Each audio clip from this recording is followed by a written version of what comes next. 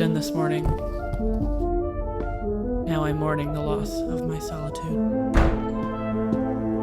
Hi, you must be Maggie. I don't like him already. His colorful shirt, his slap-happy demeanor, How the heck are you? and his stupid mustache. I can already tell it's going to be a long, long year. I felt so much for Maggie, our main character who's trying to find a roommate that she can put up with. And this actress was terrific in her role. Her expression, her delivery, and her frustration was so easily seen. The concept around the cat, Mr. Pistachio, was darling, and Maggie's realization that what she needs is a relationship with a pet versus trying to be friendly with a roommate.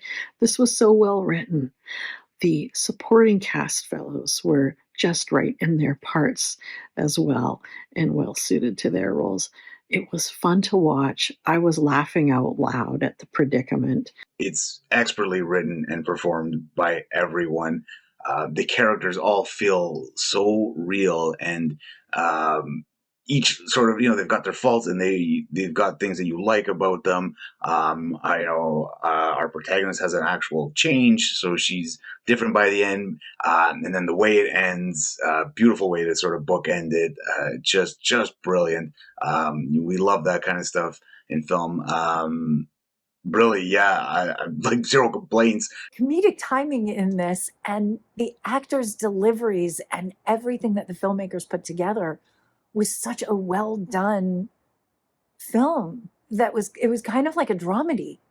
I loved the actors. I think they both did such an amazing job. The story of what it was made a lot of sense, and I think that we could all relate to both sides. I think we could relate to her side and the roommate side. So yeah, I loved what they did with this. It felt like a comedic feel right off the bat, but it was more like a dramedy or dark comedy to me. So I liked it a lot. I loved the setup of, you think it's the girl that has all the issues with these guys, but really maybe she's the one with the issues. And I just love that the line of, now I'm mourning the loss of my solitude. And later on, she's like mourning, the fact that it's too quiet. So that cracks me up. We want what we don't have, right? Love the use of the lighting and the effects throughout to keep the tone, going a certain way. I love the line, your inner monologue is loud. That was funny. Really good music, cute writing. I love the cats, and that the second cat is called Mr. Walnut. Sounds like, these guys are going to have a connection now, this girl and guy at the end, until he's like, I don't like it that way with the toilet paper roll. And she could hear his inner monologue. I thought that was really funny. It was a great ending. I wrote down silence is deafening. So yeah, it definitely took a turn where she wanted now. It's obviously an endless cycle with her. She gets these roommates, doesn't like them.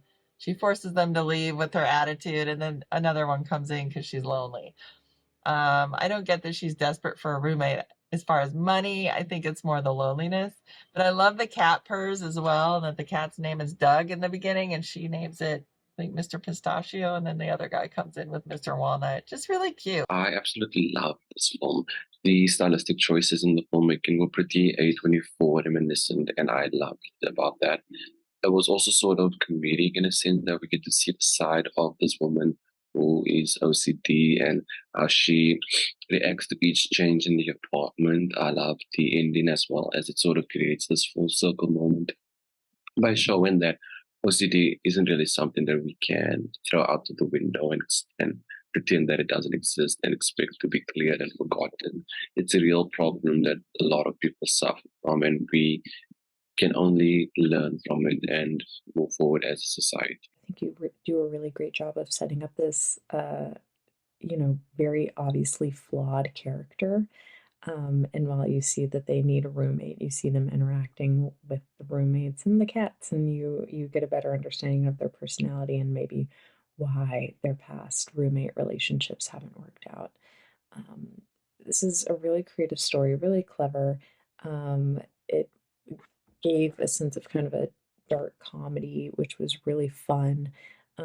Yeah, this is a really great flawed character. This is a really great look at relationships, and it's in a quite natural yet comedic way. Great setting, great storyline. This was acted out great, and it comes together to be a very well rounded piece.